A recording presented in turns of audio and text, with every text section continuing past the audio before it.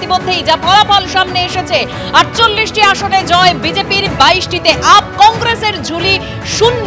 26 বছর পর দিল্লিতে ফুটতে চলেছে পদ্ম। আম আদমি পার্টিকে দুর্মুষ করে ক্ষমতায় আসতে চলেছে বিজেপি। একদম সদর দপ্তরের ছবি আপনাদের সামনে রেখেছি। আর কিছুক্ষণের মধ্যেই এখানে এসে উপস্থিত হবেন প্রধানমন্ত্রী নরেন্দ্র মোদী। তার আগেই তিনি পোস্ট করেছেন যে উন্নয়নের জয়, সুশাসনের জয়, দিল্লির সার্বিক উন্নয়ন ও দিল্লিবাসীর জীবনযাত্রার উন্নতির জন্য চেষ্টার কোনো কসুর করব না, এটাই আমাদের গ্যারান্টি। এইভাবেই পোস্ট করেছেন প্রধানমন্ত্রী নরেন্দ্র মোদী। বিজেপি কর্মী, সমর্থক, নেতা, মন্ত্রী, বিধায়কের মুখে বারবার এই প্রশ্ন, এই শব্দবন্ধই উঠে আসছে, মোদীর গ্যারান্টি। মোদীর গ্যারান্টিতেই দিল্লিবাসী আস্থা রাখলো বিজেপির প্রতি।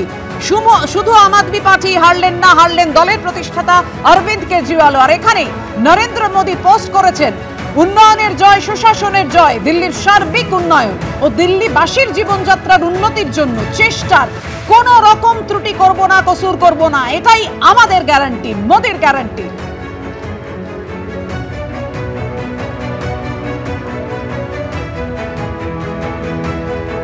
পোস্ট করেছেন অমিত শাহ, অহংকার, অরাজকতার হাত।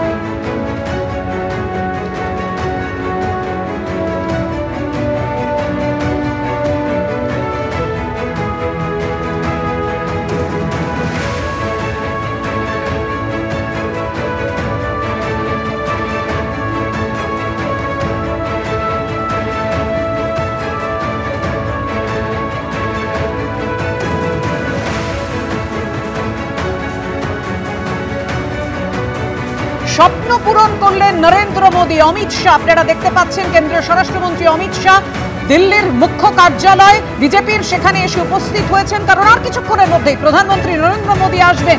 দিল্লির আজকে জয়ের যারা মূল কারিগর তাদেরকে যেমন অভিবাদন জানাবেন, দিল্লির মানুষকে শুভেচ্ছা জানাতে আর কিছুক্ষণের মধ্যেই যে ছবি আমরা হরিয়ানার জয়ের পরও দেখেছিলাম, আজকে দীনদয়াল মার্গে কার্যত সেই ছবি দেখা যাচ্ছে। আরো সেই ছবিটা স্পষ্ট হবে যখন প্রধানমন্ত্রী নরেন্দ্র মোদী এসে উপস্থিত হবেন।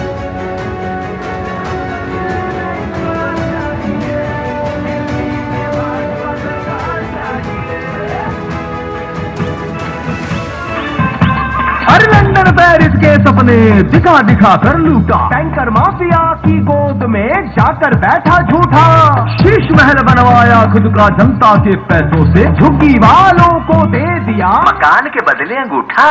महंगी बिजली बस अब नहीं, पलटी बाजी बस अब नहीं, चैन की सांस हमें चाहिए घोटालेबाजी अब नहीं, जनता को ठगने वालों पे